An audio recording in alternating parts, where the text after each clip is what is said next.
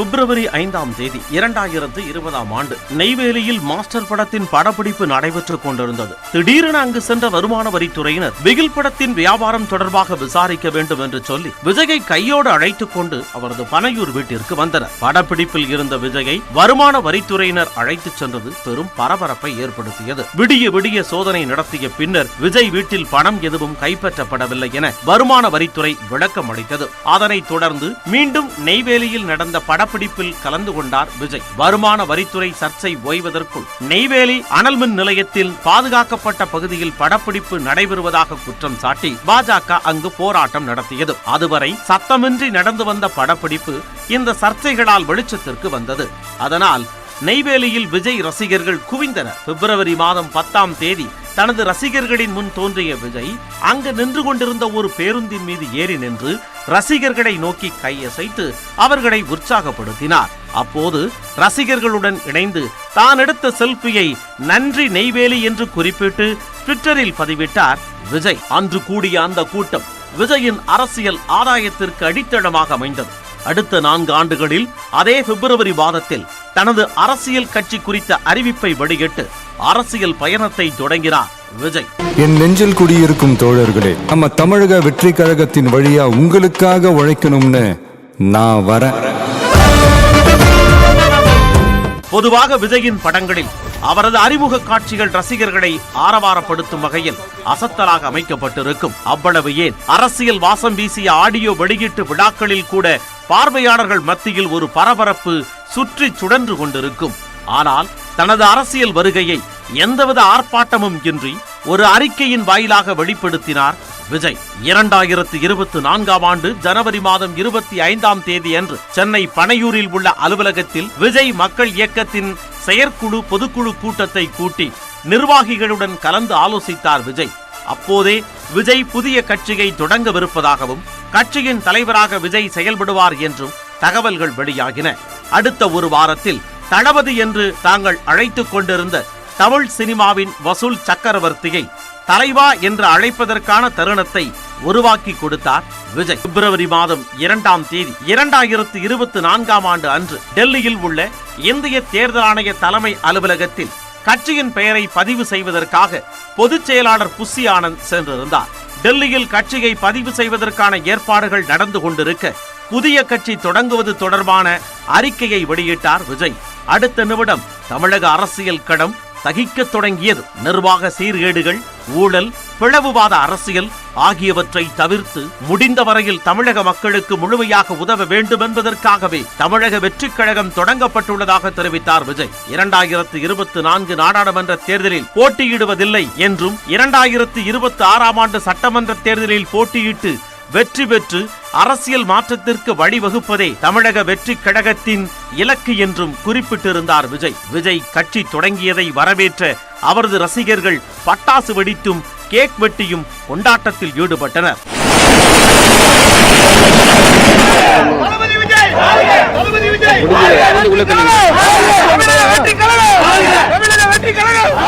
தமிழ்நாட்டு அரசியலில் புதுவரவான விஜய்க்கு தலைவர்கள் பலரும் வாழ்த்து தெரிவித்தனர். வாழ்த்துக்கள் ஒருபுறம் இருக்க மறுபுறம் சர்ச்சைகளும் கொடிகட்டத் தொடங்கின. தமிழக வாழ்வுரிமை கட்சிக்கும் தமிழக வெற்றிக் கழகத்திற்கும் ஆங்கிலத்தில் சுருக்கெழுத்து பெயர் TVK என ஒரே மாதிரியாக இருப்பதால் விஜயின் கட்சியின் பெயரை மாற்றச் சொல்லி தேர்தல் ஆணையத்தில் கேட்போம் என பகீர் கிளப்பினார் தமாக தலைவர் வேல்முருகன். தேர்தல் ஆணையம் ஏன் இதுவரையில் TVK என்கிற பதிவு செய்யப்பட்ட ஒரு கட்சி ஏற்கனவே இருக்கின்ற போது அவர்கள் அப்ளிகேஷனை வாங்கி வெரிஃபிகேஷன் பண்ண உடனேயே ஏற்கனவே தமிழக வாழ்வுரிமை கட்சியின் பதிவு செய்யப்பட்டிருக்கு, அதனுடைய ஆங்கில சுருக்க TVK வருகிறது, அதனால் நீங்கள் வேறு பெயரை ஆலோசித்து கொண்டு வந்து தாருங்கள் என்று அவர்கள் சொல்லியிருக்க வேண்டும். ஆங்கில பெயரில் தானே குழப்பம் என தாவேகா தொண்டர்கள் ஆசுவாசம் அடைந்தபோ தமிழ் பெயரிலும் பிரச்சனை இருப்பதாக சமூக வலைத்தளங்களில் விவாதங்கள் எழுந்தன.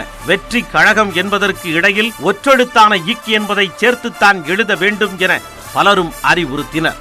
அதனை விஜய் ஏற்றுக்கொண்டதாக சொன்ன தாவேகா தரப்பு பிப்ரவரி 18ஆம் தேதியன்று கட்சியின் பெயரில் அதிகாரப்பூர்வமாக இக் எனும் எழுத்தை சேர்த்து குறிப்பிட்டது. கட்சி தொடங்கப்பட்ட நிலையில் அடுத்தடுத்த படிநிலைகளாக கட்சியின் கொடி வடிவமைப்பு பணிகள் தீவிரமாக நடைபெற்று வந்தன. கட்சிக்கு 2 கோடி உறுப்பினர்கள் சேர்க்கை என்கின்ற இலக்கு நிர்ணயிக்கப்பட்டது. அதற்காக உறுப்பினர்கள் சேர்க்கை அணி உருவாக்கப்பட்டது. முதன்முறையாக மகளிர் தலைமையில் அந்த அணி உருவாக்கப்பட்டிருந்தது. மார்ச் மாதம் 8ஆம் தேதியன்று சென்னை பனையூரில் உள்ள கட்சியின் தலைமை அலுவலகத்தில் புதிய உறுப்பினர்கள் சேர்க்கை தொடங்கியது. அதற்காக சிறப்பு செயலி ஒன்றும் உருவாக்கப்பட்டது. அதன் மூலம் முதல் உறுப்பினராக கட்சியில் இணைந்தார் விஜய். அந்த காலகட்டத்தில் விஜய் நடிப்பில் கோட் திரைப்படம் உருவாகி கொண்டிருந்தது. ரஷ்யாவில் படப்பிடிப்பில் இருந்த விஜய் ஏப்ரல் 19ஆம் தேதியன்று நடைபெற்ற நாடாளுமன்ற தேர்தலில் வாக்களிப்பதற்காக சென்னை வந்தார். கட்சி தலைவராக முதல் முறையாக ஒரு தேர்தலில் வாக்களித்தார் விஜய்.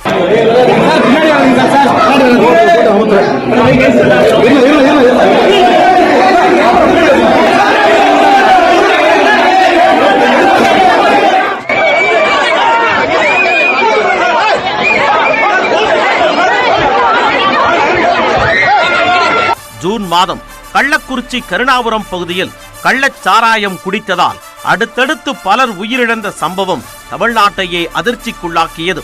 அந்த சம்பவம் தொடர்பாக தனது எக்ஸ் பக்கத்தில் பதிவிட்ட விஜய் பாதிக்கப்பட்டவர்களுக்கு அனுதாபம் தெரிவித்ததோடு அரசையும் சாடினார். கள்ளச்சாராய உயிரிழப்புகள் அரசின் அலட்சியத்தை காட்டுவதாகவும் இனிமேலும் அத்தகைய சம்பவங்கள் நிகழாமல் தடுக்க முன்னெச்சரிக்கை நடவடிக்கைகளை மேற்கொள்ள வேண்டும் என்றும் குறிப்பிட்டிருந்தார். கட்சி தொடங்கிய பின்னர் பெரிதாக பொதுவெளியில் தென்படாத விஜய் ஜூன் 20ஆம் தேதியன்று கள்ளக்குறிச்சிக்கு சென்றார். அங்கு அரசு மருத்துவமனையில் சிகிச்சை பெறுபவர்களை சந்தித்து நலம் விசாரித்த விஜய் பாதிக்கப்பட்டவர்களின் குடும்பங்களுக்கு ஆறுதல் கூறினார்.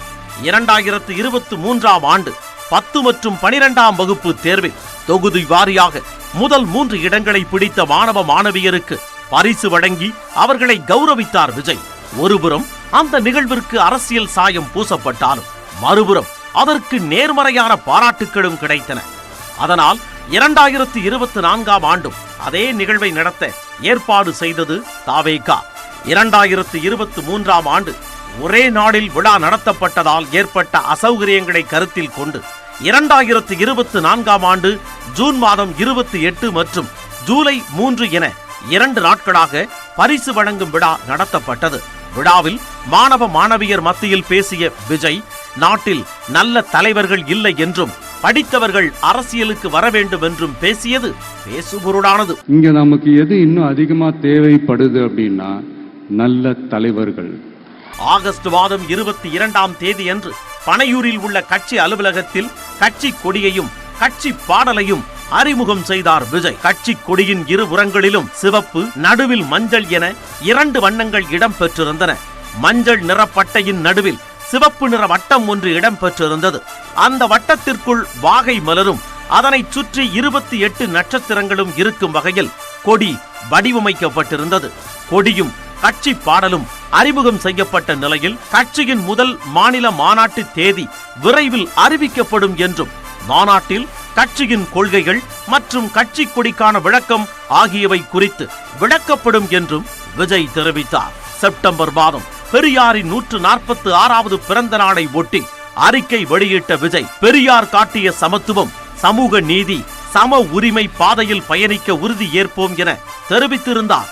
வழக்கமாக தலைவர்களின் பிறந்த நாள் நினைவு நாட்களுக்கு அறிக்கை வெளியிட்டு வந்த விஜய் பெரியார் பிறந்த நாளுக்கு அதிரடியாக ஒரு சம்பவத்தை செய்தார். அன்று பெரியார் திடலுக்குள் நுழைந்த அந்த மாருதி ஸ்விஃப்ட் காரை யாரும் பெரிதாக கண்டுகொள்ளவில்லை. திடீரென அதில் இருந்து விஜய் இறங்க தமிழ்நாட்டு அரசியலில் பரபரப்பு பற்றி கொண்டது.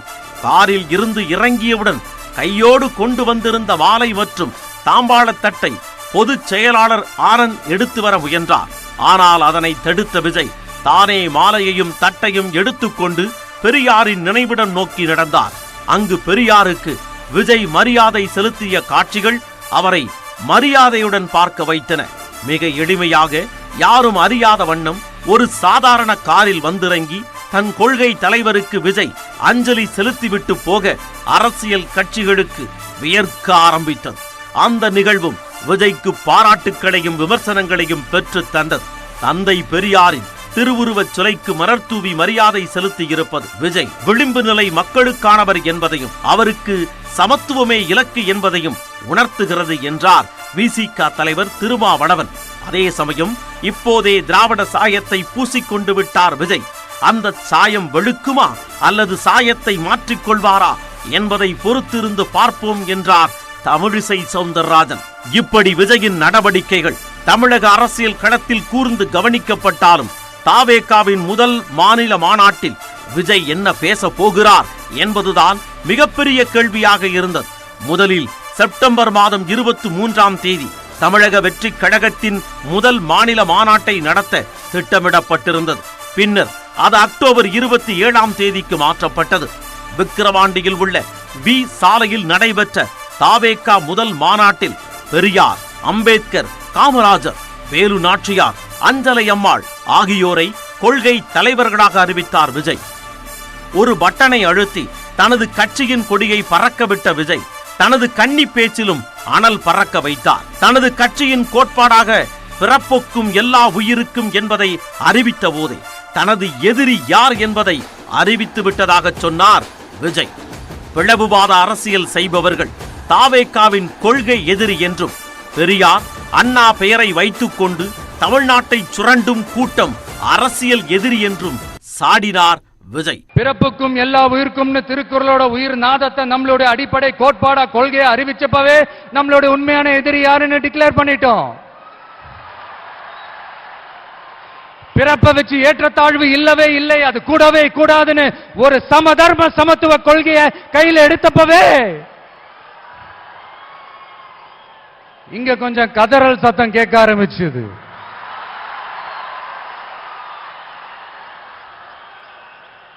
இந்த மாநாட்டில் இப்ப ஓப்பனா அறிவிச்சதுக்கு அப்புறம் அந்த கதறல் இன்னும் சத்தமா கேட்கும் நினைக்கிறேன். பார்ப்போம். நாட்டையை பாழ்படுத்துற பிளவுவாத அரசியல் செய்யறவங்க தான் தமிழக வெற்றி கழகத்தோட ஒரே முழு முதல் கொள்கை எதிரி, ஐடியாலஜிக்கல் எனிமி. அடுத்து திராவிட மாடல்னு சொல்லிக்கிட்டு தந்தை பெரியார், பேரறிஞர் அண்ணா பேரை வச்சு தமிழ்நாட்டை சுரண்டி கொள்ளையடிக்கிற ஒரு குடும்ப சுயநல கூட்டம் தான் நம்மளோட அடுத்த எதிரி, அரசியல் எதிரி, பொலிட்டிக்கல் எனிமி. 2026ஆம் ஆண்டு தேர்தலில் தனி பெரும்பான்மை கிடைக்கும் என்ற நம்பிக்கை இருந்தாலும் நம்மோடு கூட்டணியில் இருப்போருக்கு ஆட்சி அதிகாரத்தை பகிர்ந்தளிப்போம் என்று கூறி கூட்டணிக்கும் அழைப்பு விடுத்து வைத்தார். நமக்கு எப்பவுமே நம்மளை நம்பி வர்றவங்கள அரவணைச்சுத்தானே பழக்கம். அதனால நம்மளை நம்பி நம்மளோட களம் காண வர்றவங்களுக்கும் ஆட்சி அதிகாரத்தில் பங்களிப்பு தந்து அதிகார பகிர்வு செய்யப்படும். அதன் பின்னர் நவம்பர் மாத இறுதியில் தமிழ்நாட்டை தாக்கிய பெஞ்சல் புயல் அரசியலிலும் அடைபழையை கொட்டியது. பெஞ்சல் புயலால் பாதிக்கப்பட்ட மக்களுக்கு அரசியல் கட்சி தலைவர்கள் நேரில் சென்று ஆறுதல் கூறி நிவாரண உதவிகளை வழங்கினர். ஆனால் விஜயோ பாதிக்கப்பட்ட மக்களை பனையூரில் உள்ள தனது அலுவலகத்திற்கு வரவழைத்து நிவாரணம் வழங்கினார். பாதிக்கப்பட்ட மக்களுக்கு நேரடியாக சென்று உதவி வழங்காமல் தனது இடத்திற்கு வரவழைத்து வழங்குவதா என சமூக வலைத்தளங்கள் சலசலக்க ஆரம்பித்தன. அப்போது கூட்ட நெரிசலை தவிர்ப்பதற்காக அவ்வாறு நிவாரணம் வழங்கியதாக விளக்கம் அளிக்கப்பட்டது. டிசம்பர் மாத இறுதியில் சென்னையில் அண்ணா பல்கலைக்கழக மாணவி ஒருவர் பாலியல் வன்கொடுமை செய்யப்பட்ட விவகாரம் வெளிச்சத்திற்கு வந்து பூதாகரமாக வெடித்தது. அப்போது அந்த சம்பவம் தொடர்பாக தான் கைப்பட எழுதிய ஒரு கடிதத்தை வெளியிட்டார் விஜய். அன்பு தங்கைகளே என விழித்து தொடங்கப்பட்ட அந்த கடிதத்தில், உங்களுடன் நான் உறுதியாக நிற்பேன், அண்ணனாகவும் அரணாகவும். எனவே எதை பற்றியும் கவலை கொள்ளாமல் கல்வியில் கவனம் செலுத்துங்கள். பாதுகாப்பான தமிழகத்தை படைத்தே தீர்வோம். அதற்கான உத்தரவாதத்தை நாம் அனைவரும் இணைந்தே விரைவில் சாத்தியப்படுத்துவோம் என்று கூறியிருந்தார். விஜய் எழுதிய அந்த கடிதத்தை தமிழ்நாடு முழுவதும் தாவேகா தொண்டர்கள் நகல் எடுத்து பொதுமக்களுக்கு வழங்கினர். அப்படி பல இடங்களில் காவல்துறை அனுமதியின்றி கடிதம் வழங்கிய தாவேகா தொண்டர்களை போலீசார் கைது செய்தனர். சென்னை ராயப்பேட்டை பூக்கடை போன்ற பகுதிகளில் துண்டு பிரசுரத்தை விநியோகித்த தாவேகா தொண்டர்களை போலீசார் கைது செய்து திருமண மண்டபம் ஒன்றில் தங்க வைத்தனர். கைதான தொண்டர்களை பார்க்கச் சென்ற தாவேகா பொதுச் செயலாளர் ஆனந்தும் கைது செய்யப்பட்ட நிலையில் அந்த பகுதியில் பரபரப்பு ஏற்பட்டது. இந்த சூழலில் ஆளுநரை சந்தித்தார் விஜய்.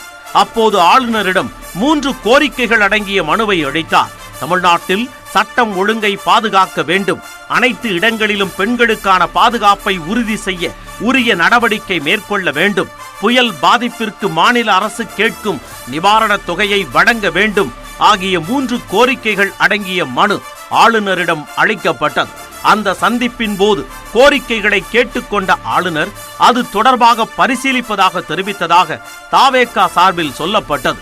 அந்த காலகட்டத்தில் தமிழக அரசியலில் புயலை கிளப்பிய நிகழ்வு டிசம்பர் மாதம் 6ஆம் தேதி அரங்கேறியது.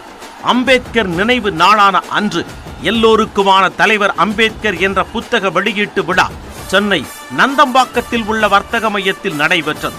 அந்த நிகழ்வு பற்றி தகவல்கள் வெளிவரத் தொடங்கிய போதே விஜயும் விசிக தலைவர் தொல் திருமாவளவனும் நிகழ்ச்சியில் இணைந்து மேடையை பகிர்ந்து கொள்ளப் போகிறார்கள் என்ற தகவல் பரவியது. ஆனால் அந்த நிகழ்ச்சி அரசியலாக்கப்படுவதை உணர்ந்த திருமாவளவன் அதில் பங்கேற்பதை தவிர்த்து விட்டார். நிகழ்ச்சியில் பேசிய விசிக துணை பொதுச் செயலாளர் ஆதவ் அர்ஜுனா தமிழகத்தில் மன்னராட்சிக்கு இடமில்லை, 2026ஆம் ஆண்டில் மன்னராட்சி ஒழிக்கப்படும் என பேசியது சர்ச்சையை கிளப்பியது. மன்னர் பரம்பரையை உருவாக்க தமிழகம் இனி ஒருபோதும் இடம் தராது. மன்னராட்சி ஒழிக்கப்பட்டது. மன்னர் பரம்பரையை ஒழிப்பதற்கு இன்றைக்கு புரட்சியாளர் அம்பேத்கருடைய சிந்தனைகள் நமக்கு தேவைப்படுகிறது. 2026க்கான தேர்தலுக்கான பணிகள் மன்னர் ஆட்சியை ஒழிக்க வேண்டும். மணிப்பூர் மற்றும் வேங்கை வயல் பிரச்சனைகளை குறிப்பிட்டு பேசிய விஜய் 200 தொகுதிகளை வெல்வோம் என்று இருமாப்புடன் பேசி வரும் உங்களது கூட்டணி கணக்குகளை மக்களே மைனஸ் ஆக்கி விடுவார்கள் என்று திமுகவை கடுமையாக விமர்சித்தார். இங்க நம்ம தமிழ்நாட்டில் வேங்கை வயல்னு ஒரு ஊர்ல என்ன நடந்துச்சுன்னு நம்ம எல்லாருக்குமே தெரியும். சமூக நீதி பேசுற இங்க இருக்கிற அரசு அதுக்கு எந்த விதமான ஒரு நடவடிக்கை எடுத்த மாதிரியே எனக்கு தெரியலையே. இவ்வளவு காலங்கள் தாண்டி, இத்தனை வருஷங்கள் தாண்டி ஒரு துரும்ப கூட கிள்ளி போடலையே. அதுதான் இதெல்லாம் இன்னைக்கு அம்பேத்கர் அவர்கள் இன்னைக்கு பார்த்தாருன்னா வெக்கப்பட்டு தலை குனிஞ்சு போவார்ல. மக்கள் உணர்வுகளை மதிக்க தெரியாத, மக்களுக்கு அடிப்படை சமூக நீதியான பாதுகாப்பை கூட உறுதி செய்ய இயலாத, கூட்டணி கணக்குகளை மட்டுமே நம்பி இருமாப்புடன் 200 வெல்வோம்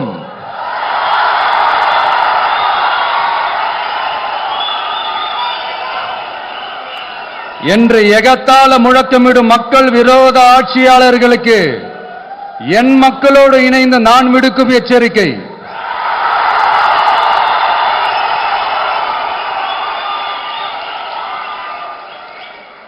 நீங்க உங்களோட சுயநலனுக்காக பல வழிகளில் பாதுகாத்து வரும் உங்கள் கூட்டணி கணக்குகள் அனைத்தும் 2026இல்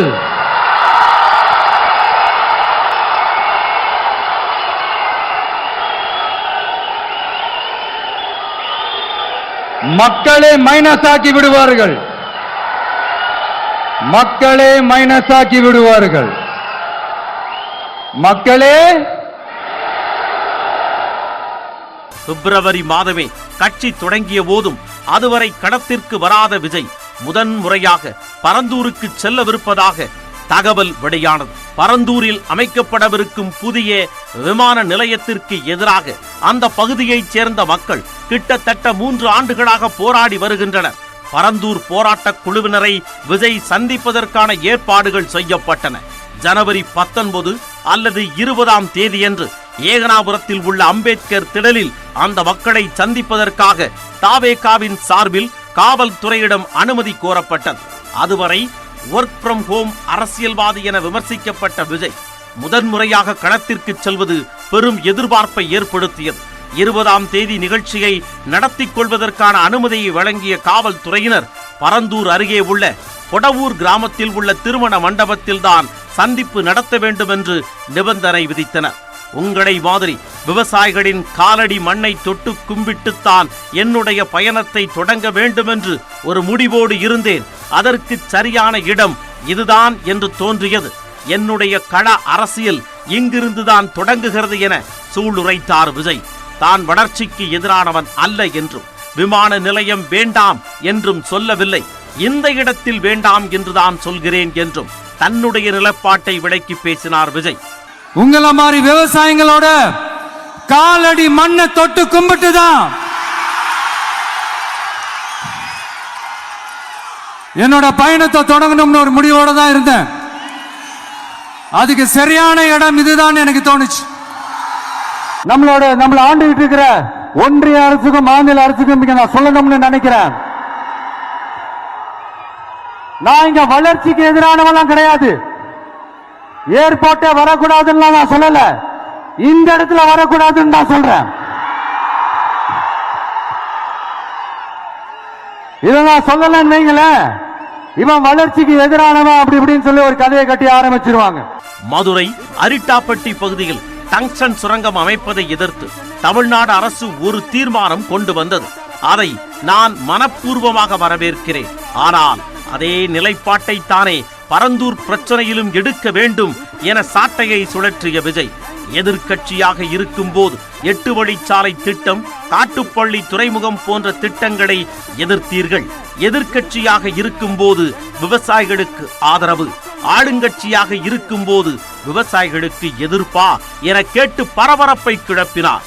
நம்ம அரிட்டாப்பட்டி பகுதியில் அந்த டங்ஸ்டன் சுரங்கம் அமைக்கிறதை எதிர்த்து தமிழ்நாடு அரசு ஒரு தீர்மானம் ஒன்று கொண்டு வந்தாங்க.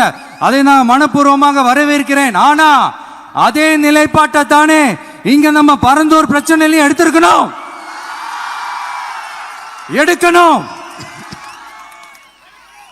எப்படி அரிட்டாப்பட்டி பகுதி மக்கள் நம்ம மக்களோ அதே மாதிரி தானே பரந்தூர் மக்களும் நம்ம மக்கள். அப்படித்தானே ஒரு அரசாங்கம் யோசிக்கணும். ஆனா அப்படி செய்யலையே. ஏன் செய்யல? ஏன்னா இந்த விமான நிலையத்தையும் தாண்டி இந்த திட்டத்தில் அவங்களுக்கு ஏதோ ஒரு லாபம் இருக்குது.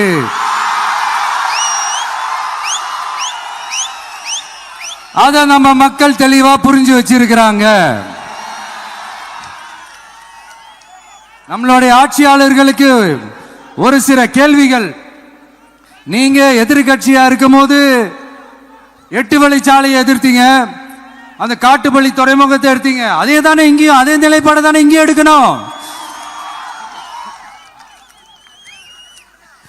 அது எப்படி நீங்க எதிர்கட்சியா இருக்கும் போது விவசாயிகளுக்கு ஆதரவு, ஆளுங்கட்சியா இருக்கும் போது விவசாயிகளுக்கு எதிர்ப்பா?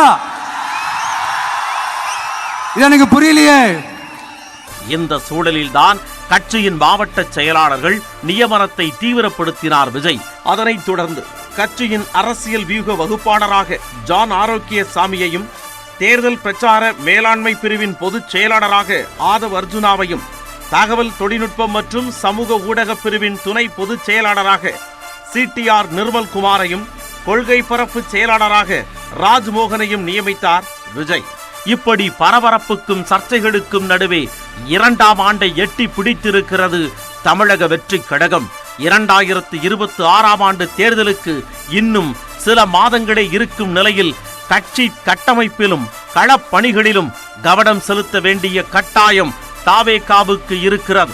எஞ்சி இருக்கும் இந்த ஓராண்டே 2026ஆம் ஆண்டு தேர்தலில் தாவேகாவின் இடத்தை தீர்மானிப்பதாக இருக்கிறது. என் நெஞ்சில் குடியிருக்கும் தோழர்களே, நம்ம தமிழக வெற்றி கழகத்தின் வழியா உங்களுக்காக உழைக்கணும்னு நான் வரேன்.